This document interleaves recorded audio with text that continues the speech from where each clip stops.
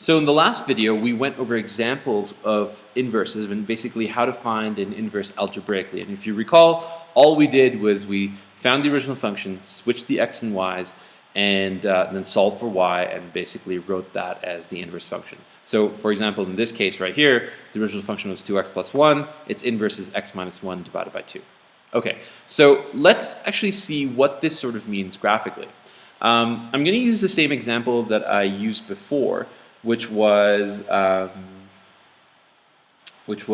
y is equal to x. Well, let me just go back. I think the example that I used was x squared minus 3. Okay, so actually instead of y, I'm going to state this as f of x. So I'm going to state this as f of x. Okay, so this is my original function. Now let's see how that. And what we said, this is what we found before, if you can just go back to the previous video, what we said, what this was equal to was the square root of x plus 3, okay? And the other thing that I said was I set the domain to x is greater than or equal to 0. So let's look at this function again. Let me just draw it one more time. Here we go. So we have that there, and I have that there, okay? And if you recall, the way I drew this was negative 3, and it went up that way. And remember, the only reason I drew half the parabola is because I set the domain to x is greater than 0, okay? So let's basically write for this function, for f of x, okay, let's write the domain and range. So the domain is x's element of reals, okay, where x is greater or equal to 0. And the range is y's element of reals, okay, and if you look over here, y increases from negative 3 onwards. So y is greater than or equal to negative 3. Now for this function, actually what I'm gonna do is I'm gonna just change this to green. Basically change it to green. Okay, so just that way I distinguish between the two functions. And if you recall, the way I drew the inverse function looked like this. So it was negative 3 here, and it makes sense because it means this is a horizontal translation of 3 to the left, and it looked like this. Okay, if you just go back to the previous video, and you'll see how I got these two graphs. So I just want to make it clean and sort of show this. And now for the inverse function, let's actually write the domain and range. So for the inverse function, okay, the domain is x is greater than negative 3. X is element of reals, and we see x is greater than negative 3. And what do we notice about the range? Let's look at the range here. The range is, remember, it starts on the y-axis and goes above. So the range in this case is y is element of reals. Y is greater than or equal to 0. Now, do you notice anything between the original function, the domain and range of the original function, and the domain and range of the inverse function? I'll basically tell you what it is, because if you haven't noticed, what you'll notice is that the domain here is x is greater than 0, and the range here is y is greater than 0. Kind of suspicious. Kind of suspicious right here. Look at that. That's x is greater than 0. This is y is greater than 0. Now let's look at the range and the domain. So if we look at these two, where the range over here is y is greater than negative 3, and here is x is greater than negative 3. Why is that?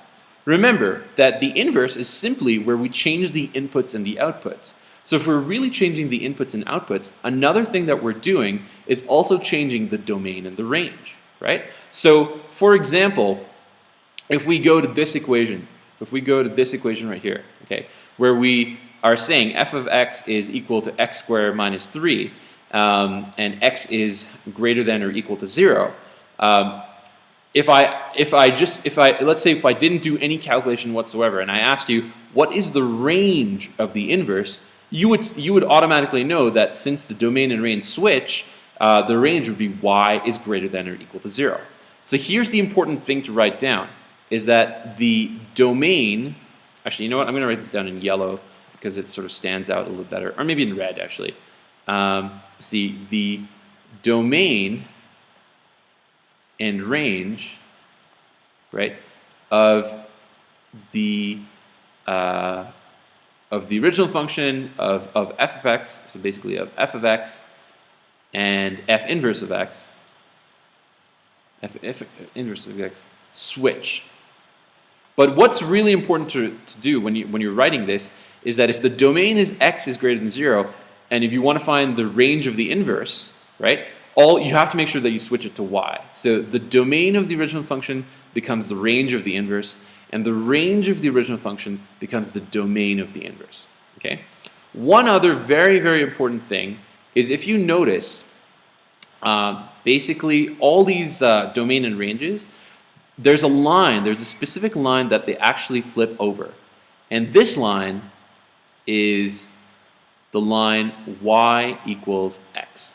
And if you observe that this is basically like a line of symmetry. You see this yellow line, this green line, they actually flip over the axis of this line, right? So if you ever get a question that says that some function, okay, so say for example, some function f of x, okay, is basically if there's some function f of x that is mirrored, okay, over y equals x, immediately what that translates to, this whole line, what that translates to is the inverse function. The inverse function. Okay. So say for example, they draw something over here, okay, and they say that this function is mirrored over this line y equals x, right? If it's mirrored over that function, you immediately know that it will basically become its inverse. These two are inverses of each other. So anything that is mirrored over y equals x always is the inverse function, right? And the reason why it's y equals x is because basically what you're saying is that the input is now the output and the output is now the input. So since they're equal to each other, if you map this over, like if you reflect this over y equals x, you will get the inverse function. Okay? So another way of basically mirroring or reflecting. So another way of getting the inverse is if they give you a function and they say it's reflected over y equals x, you immediately know that you have to find the inverse function. All right? So that's it for inverses. The basic concept is you switch the x and y's. Remember that the domain of a function is the range of the inverse, and the range of a function is the domain of the inverse. That if a function is mirrored or reflected over this line y equals x, we're basically asking for the inverse function. So you have to find the inverse function in that case, and that's away we go. And once again, remember that the domain and range also switch. All right, so that's it for inverses, and I think that's it for this section. Thank you.